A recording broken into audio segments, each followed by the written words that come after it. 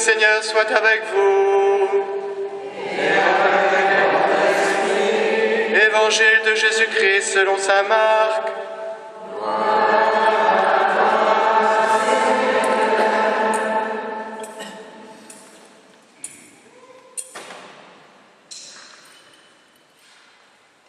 En ce temps-là, Jésus se mettait en route quand un homme accourut et tombant à ses genoux lui demanda : « Bon maître, que dois-je faire pour avoir la vie éternelle en héritage ?» Jésus lui dit : « Pourquoi dire que je suis bon ? Personne n'est bon sinon Dieu seul. Tu connais les commandements. Ne commets pas de meurtre, ne commets pas d'adultère, ne commets pas de vol, ne porte pas de faux témoignages, ne fais de tort à personne, honore ton père et ta mère. » L'homme répondit : « Maître, tout cela je l'ai observé depuis ma jeunesse. »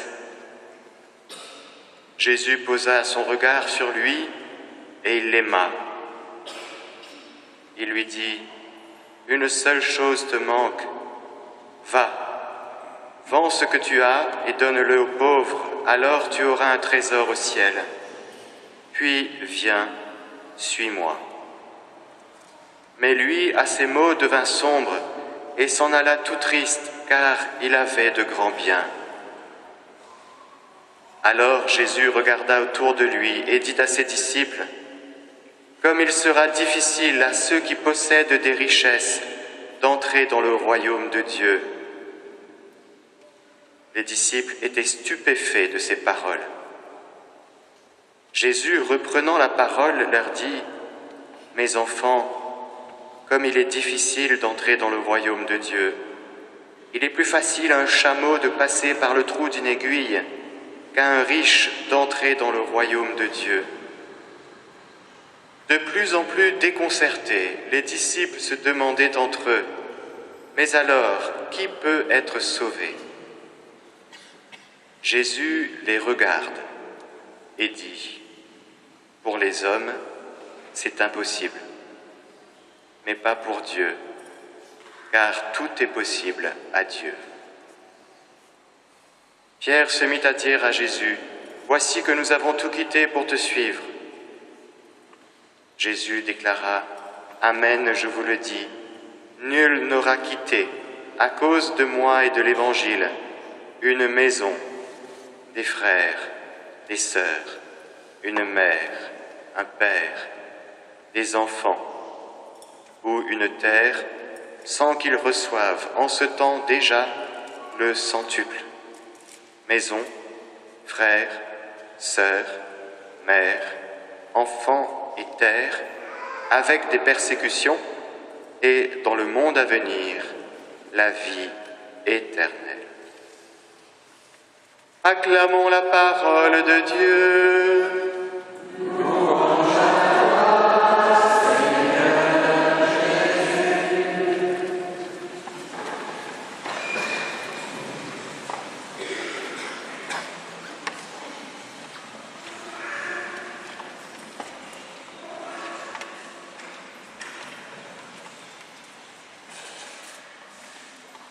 Ce que nous avons entendu aujourd'hui, frères et sœurs, est d'une richesse impressionnante. On va demander à l'Esprit Saint de faire le tri pour que ce qu'il a à nous dire aujourd'hui puisse être entendu, puisse pénétrer notre âme, pour que cette parole qui est vivante, énergique et plus coupante qu'une épée à deux tranchants ne tombe pas sur nous comme la pluie sur des feuilles de bananier, mais pénètre au plus profond de notre cœur, jusqu'au point de partage de l'âme et de l'esprit, pour que cette parole fasse son œuvre en nous, fasse son œuvre de vie.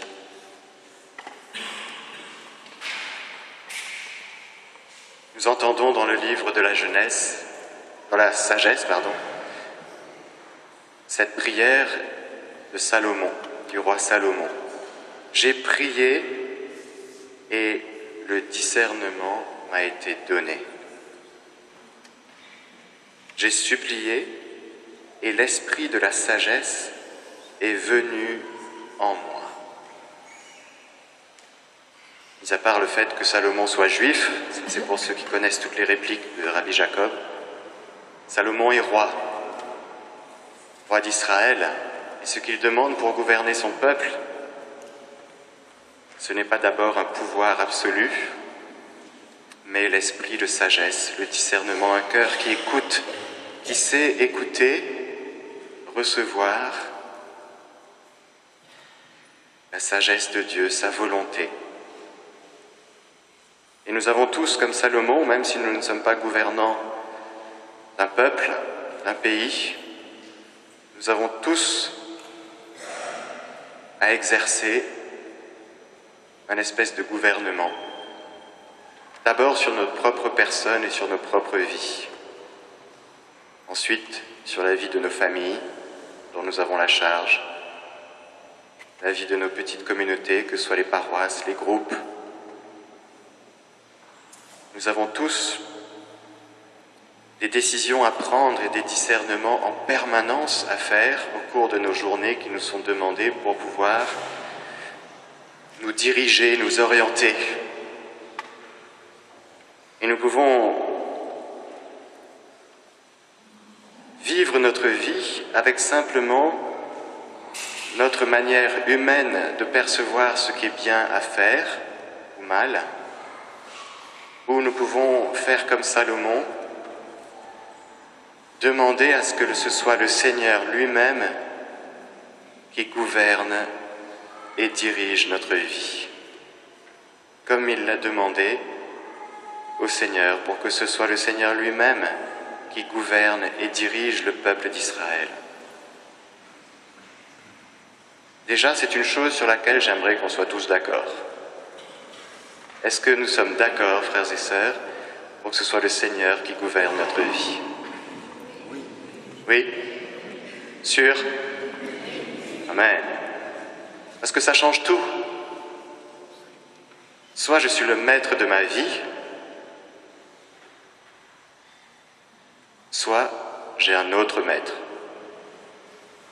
serviteur d'un autre maître. Alors ça peut être l'argent, ça peut être le démon, ou ça peut être Dieu, ça peut être mes passions, mais ça peut être aussi le Seigneur de l'univers, comme nous l'avons chanté dans le chant d'entrée. Et cette Eucharistie est pour nous une occasion de demander au Seigneur à ce que ce soit lui le Seigneur de notre vie. Que ce soit lui qui gouverne. Mais nous ne sommes pas des marionnettes, nous sommes des êtres responsables, capables de prendre des décisions. Et le fait que le Seigneur gouverne notre vie n'enlève en rien notre responsabilité. Mais il la déplace. Si nous sommes d'accord pour que ce soit le Seigneur qui gouverne notre vie, nous avons à faire comme Salomon, à prier, et le discernement nous est donné. Pas facile de discerner nos inspirations. Nous avons tous des inspirations à longueur de journée. La question, c'est de savoir d'où ça vient. Est-ce que ça vient de moi? Est-ce que ça vient des autres? Est-ce que ça vient du démon? Ou est-ce que ça vient de Dieu? Pas facile. Mon père, moi, je sens vraiment que le Seigneur m'invite à manger 3 tablettes de chocolat tous les jours. Je sens vraiment que ça vient de Dieu, je vous assure.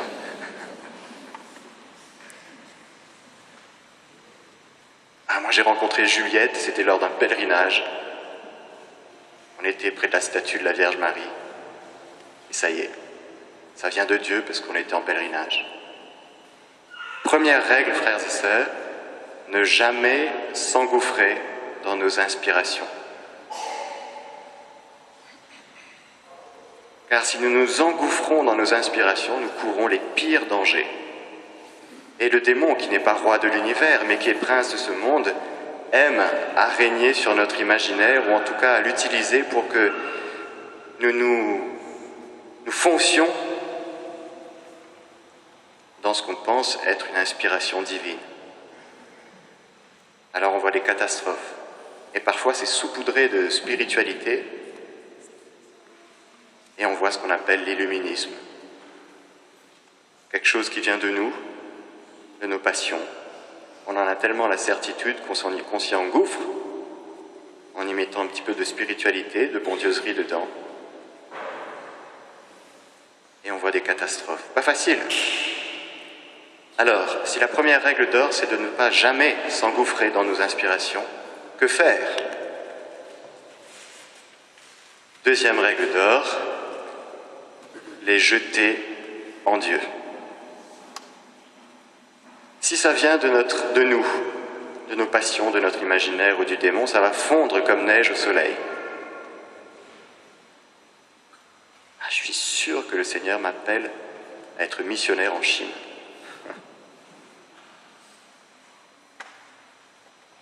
Si on les jette en Dieu, en vérité, eh bien si ça ne vient pas de lui, ça va fondre, ça va disparaître.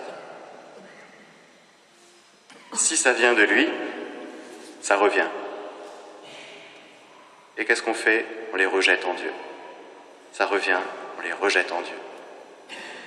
Vous connaissez l'histoire du petit Samuel, qui entend dans la nuit « Samuel, Samuel ». Alors il va voir le prêtre Élie, il pense que c'est le prêtre Élie qui l'a appelé. Il lui dit par 3 fois « Va te coucher ». À chaque fois que nous entendons « Samuel, Samuel », il faut aller se coucher. C'est-à-dire tout remettre entre les mains de Dieu, qui lui est maître du réel. Il n'est pas maître de l'imaginaire. Il n'est pas dans l'imaginaire, le bon Dieu. Il n'est pas dans nos passions. Il est dans le réel. Et si une inspiration vient de lui, comme il est maître du réel, si on le jette en Dieu, il saura, lui, faire coller, correspondre ce qu'il nous inspire et le réel, à travers tel événement, telle rencontre, telle personne. Et à ce moment-là, on verra le Seigneur à l'œuvre. Et on verra que c'est lui qui gouverne notre vie. Et on s'en réjouira tellement. Mais il y a une petite condition, déjà de prier, comme on a entendu. J'ai prié et le discernement m'a été donné. Si on ne prie pas, on pourra discerner avec nos petites facultés humaines, mais ça n'ira pas bien loin. Ce ne sera pas encore le Seigneur qui sera le Seigneur de notre vie. Et si on a choisi que ce soit lui, le Seigneur de notre vie, ce qui est le cas à nous tous, si nous prions, et plus précisément si nous adorons, car dans l'adoration, le propre de l'adoration, c'est de se remettre entièrement entre les mains de Dieu jusqu'à une paix totale, jusqu'au repos total. L'adoration nous appauvrit.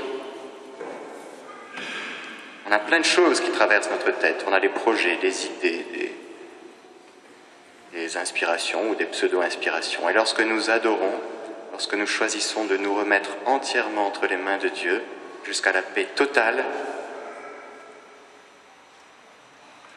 eh bien ça permet au Seigneur de donner son esprit de sagesse, d'illuminer notre âme. Alors après, on se tient attentif pour voir comment le Seigneur fait. C'est comme ce qui nous intéresse, c'est sa volonté, c'est son programme à lui. Du coup, on se rend attentif de voir comment il fait pour réaliser son œuvre à lui. Mais ça nous demande un lâcher-prise total, ce qu'on appelle un esprit de pauvreté. L'esprit de pauvreté, c'est de savoir tout lâcher. Nos personnes, nos enfants, nos situations, les personnes que nous connaissons, entre les mains de Dieu. Ça va plus loin que confier. Parfois, on confie à Dieu des choses, des personnes, des situations, et on les garde pour nous. Je te confie un tel, mais je te rappelle que cette personne, cette situation, c'est à moi de la gérer. On ne la donne pas à Dieu. Alors que si on regarde le mot « confier », c'est très lié à confiance. Si on confie à Dieu des personnes, des situations, eh bien on doit le faire dans une confiance totale, en reposant cet acte de foi en disant « Mais Seigneur, les creux de la terre sont à toi, les sommets des montagnes aussi, à toi la mer, c'est toi qui l'as faite, et les terres, c'est toi qui les as façonnées. Donc ma vie, la vie des gens que j'aime, tout est entre tes mains. » Comme dit un autre psaume, « Dans ta main, tout grandit et s'affermit. » Il s'agit pour nous de mettre dans les mains de Dieu vraiment, en vérité, ce que nous vivons, ce que nous traversons et nos inspirations. Jusqu'à un lâcher-prise total, car si nous ne lâchons pas prise totalement, nous n'avons pas la paix et nous ne sommes pas en repos, nous restons dans l'inquiétude.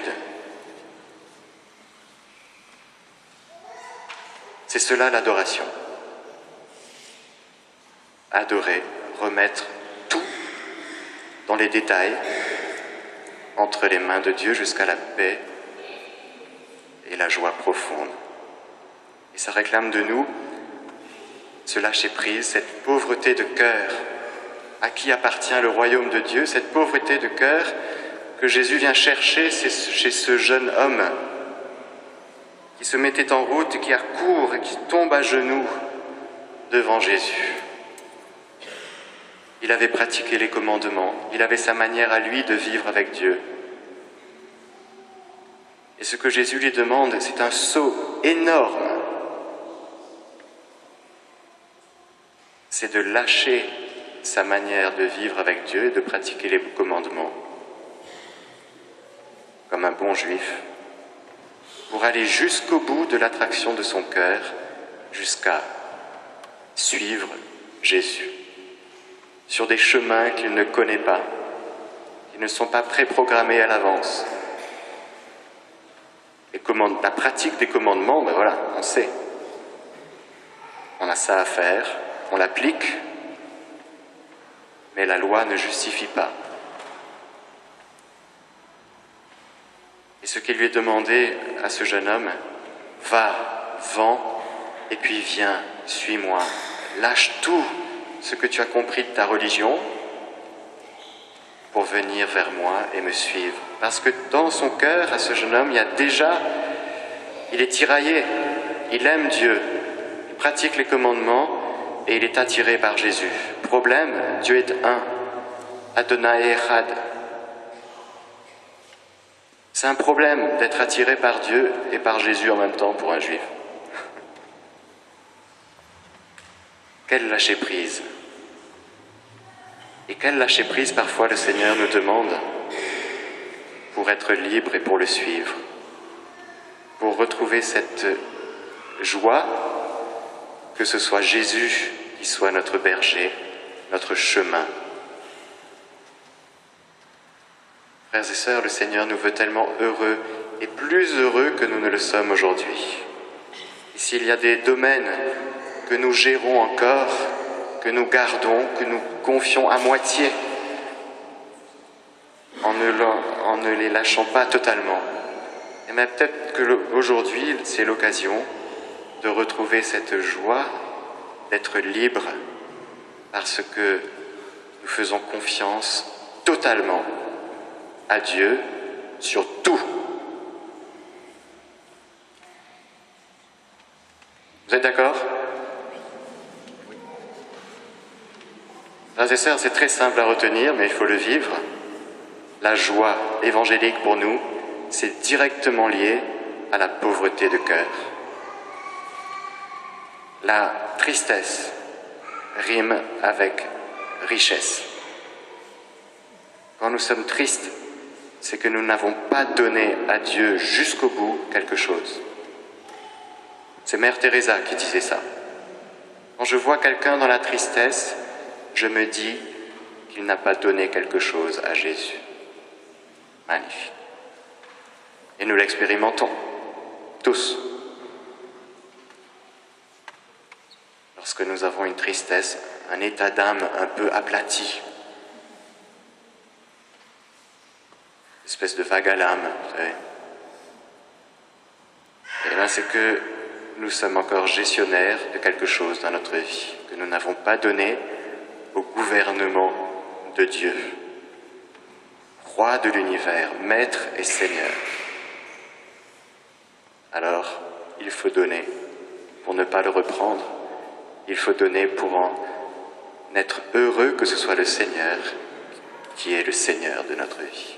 Et ça, c'est une immense joie liée au fait qu'on ne gère plus notre vie, mais que ce soit lui qui le fait. Non seulement notre vie, mais la vie des personnes qu'on aime, ce qui est peut-être plus difficile que pour notre propre personne. Alors le Seigneur nous veut heureux et le Seigneur nous veut libres, joyeux. Et encore une fois, cette joie, ce n'est pas une excitation passagère, c'est une joie profonde que d'appartenir à Dieu, que de croire que le Seigneur a en main toutes ces situations et ces personnes que nous portons. Alors ensemble, jetons dans les mains de Dieu tout, nos inspirations, ce que nous portons, nos idées, nos projets, pour que ce soit la volonté de Dieu qui s'accomplisse dans notre vie. Et c'est une vraie nourriture dont nous parle Jésus. J'ai une nourriture que vous ne connaissez pas, c'est de faire la volonté de celui qui m'a envoyé. De laisser à Dieu le soin, le pouvoir, les moyens, que sa volonté de Dieu que sa volonté s'accomplisse dans notre vie, c'est une grande joie. C'est une grande joie de pauvres. Amen. Alors que chacun de nous, ensemble, parce que nous sommes encordés, il n'y a pas un qui est meilleur que l'autre, nous sommes encordés pour poser ces actes tellement importants qui nous libèrent. Seigneur, je crois que tu es le maître de ma vie, que tu es le bon berger, que tu es le chemin. Et je choisis de tout lâcher entre tes mains. Je remets mon esprit. Amen.